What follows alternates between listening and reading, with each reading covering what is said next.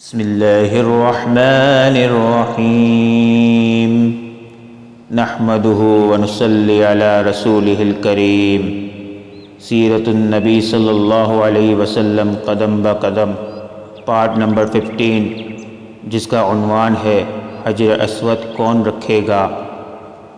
آخر وہ سب بیت اللہ میں جمع ہوئے۔ ان لوگوں میں ابو امیہ بن مغیرہ بھی تھا، اس کا نام حذیفہ تھا۔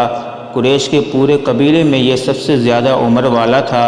یہ ام المومنین سیدہ ام سلمہ رضی اللہ عنہا کا باپ تھا۔ قریش کے انتہائی شریف لوگوں میں سے تھا۔ مسافروں کو سفر کا سامان اور کھانا وغیرہ دینے کے سلسلے میں بہت مشہور تھا۔ جب کبھی سفر کرتا تو اپنے ساتھیوں کے کھانے پینے کا سامان خود کرتا تھا۔ اس وقت اس شدید جھگڑے کو ختم کرنے کے لیے اس نے ایک حل پیش کیا۔ اس نے سب سے کہا، اے قریش کے لوگوں، اپنا جھگڑا ختم کرنے کے لیے تم یوں کرو کہ حرم کے صفا نامی دروازے سے جو شخص سب سے پہلے داخل ہو اس سے فیصلہ کرا لو۔ وہ تمہارے درمیان جو فیصلہ کرے سب اس کو مان لے۔ یہ تجویز سب نے مان لی۔ آج اس دروازے کو باب السلام کہا جاتا ہے۔ یہ دروازہ رکن یمانی اور رکن اسود کے درمیانی حصے کے سامنے ہے۔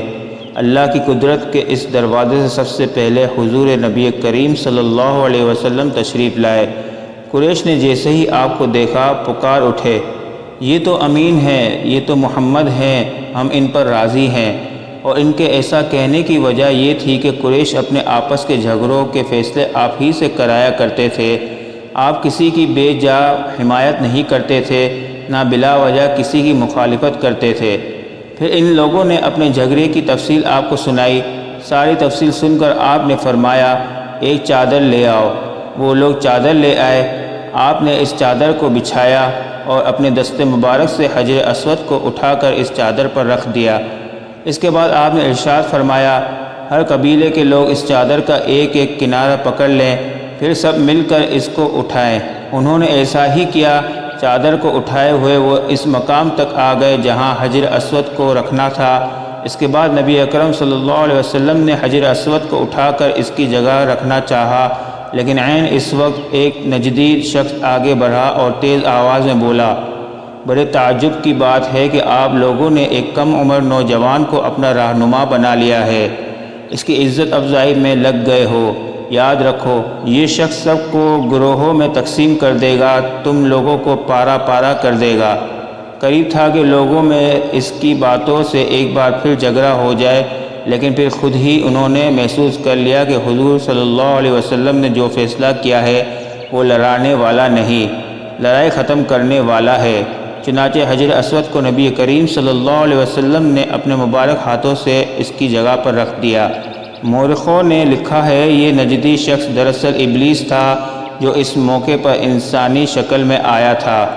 جب کعبے کی تعمیر مکمل ہو گئی تو قریش نے اپنے بتوں کو پھر سے اس میں سجا دیا۔ کعبے کی یہ تعمیر جو قریش نے کی چوتھی تعمیر تھی۔ سب سے پہلے کعبے کو فرشتوں نے بنایا تھا۔ بعض صحابہ نے فرمایا کہ زمین و آسمان کو پیدا کرنے سے پہلے اللہ تعالیٰ کا عرش پانی کے اوپر تھا۔ جب عرش کو پانی پر ہونے کی وجہ سے حرکت ہوئی تو اس پر یہ کلمہ لکھا گیا، لا الہ الا اللہ محمد الرسول اللہ، اللہ تعالیٰ کے سوا کوئی معبود نہیں، محمد اللہ تعالیٰ کے رسول ہیں۔ اس کلمے کے لکھے جانے کے بعد عرش ساکن ہو گیا۔ پھر جب اللہ تعالیٰ نے آسمانوں اور زمین کو پیدا کرنے کا ارادہ فرمایا تو اس نے پانی پر ہوا کو بھیجا۔ اس سے پانی میں موجیں اٹھنے لگی اور بخارات اٹھنے لگے۔ اللہ تعالیٰ نے ان بخارات یعنی بھاپ سے آسمان کو پیدا فرمایا۔ پھر اللہ تعالیٰ نے کعبے کی جگہ سے پانی کو ہٹا دیا، جگہ خشک ہو گئی۔ چنانچہ یہی بیت اللہ کی جگہ ساری زمین کی اصل ہے اور اس کا مرکز ہے۔ یہی خشکی بڑھتے بڑھتے 7 بر اعظم بن گئی۔ جب زمین ظاہر ہو گئی تو اس پر پہاڑ قائم کیے گئے۔ زمین پر سب سے پہلا پہاڑ ابو قبیس ہے۔ پھر اللہ تعالیٰ نے فرشتوں کو حکم فرمایا، زمین پر میرا نام کا ایک گھر بناؤ تاکہ آدم کی اولاد اس گھر کے ذریعے میری پناہ مانگے۔ انسان اس گھر کا طواف کرے جس طرح تم نے میرے عرش کے گرد طواف کیا ہے تاکہ میں ان سے راضی ہو جاؤں۔ فرشتوں نے حکم کی تعمیل کی۔ پھر آدم علیہ السلام نے خانہ کعبہ کی تعمیر شروع کی۔ اس کے بعد حضرت ابراہیم علیہ السلام نے خانہ کعبہ کی تعمیر کی۔ اس طرح قریش کے ہاتھوں یہ تعمیر چوتھی بار ہوئی تھی۔ حضور اکرم صلی اللہ علیہ وسلم کی عمر مبارک 40 سال کے قریب ہوئی تو وحی کے آثار شروع ہو گئے۔ اس سلسلے میں سب سے پہلے آپ کو سچے خواب دکھائے دینے لگے۔ آپ جو خواب دیکھتے وہ حقیقت بن کر سامنے آ جاتا۔ اللہ تعالیٰ نے سچے خوابوں کا سلسلہ اس لیے شروع کیا کہ اچانک فرشتے کی آمد سے کہیں آپ خوف زدہ نہ ہو جائیں۔ ان دنوں ایک بار آپ نے سیدہ خدیجہ رضی اللہ عنہا سے فرمایا، جب میں تنہائی میں جا کر بیٹھتا ہوں تو مجھے آواز سنائی دیتی ہے، کوئی کہتا ہے اے محمد اے محمد۔ ایک بار آپ نے فرمایا، مجھے ایک نور نظر آتا ہے، یہ نور جاگنے کی حالت میں نظر آتا ہے، مجھے ڈر ہے اس کے نتیجے میں کوئی بات نہ پیش آ جائے۔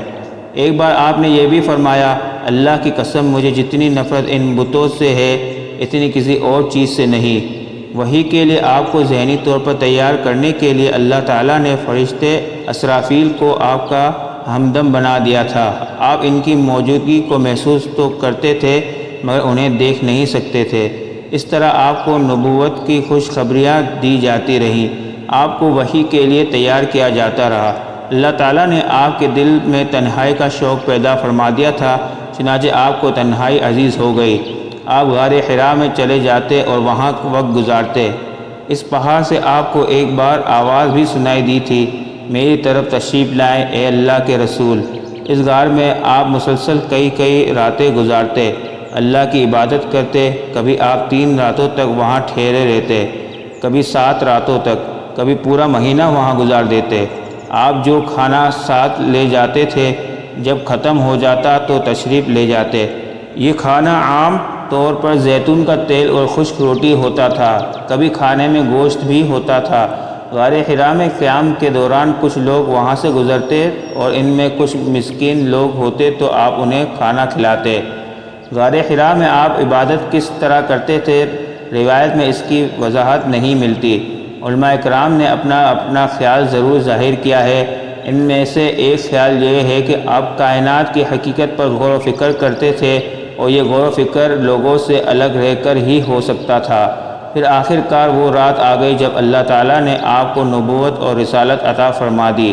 آپ کی نبوت کے ذریعے اپنے بندوں پر عظیم احسان فرمایا۔ وہ ربیع الاول کا مہینہ تھا اور تاریخ 17 تھی۔ بعض علماء نے یہ لکھا ہے کہ وہ رمضان کا مہینہ تھا کیونکہ قرآن رمضان میں نازل ہونا شروع ہوا تھا۔ 8ویں اور 3 تاریخ بھی روایت میں آئی ہے اور یہ پہلا موقع تھا جب جبرائیل علیہ السلام وحی لے کر آپ کی خدمت میں حاضر ہوئے۔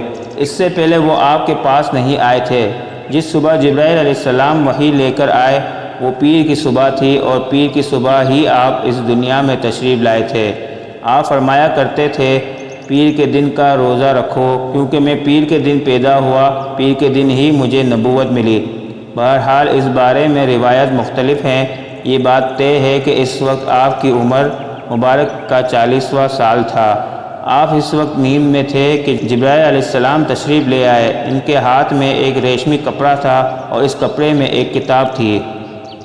سبحان ربک رب العزت عما یصفون وسلام علی المرسلین والحمد للہ رب العالمین۔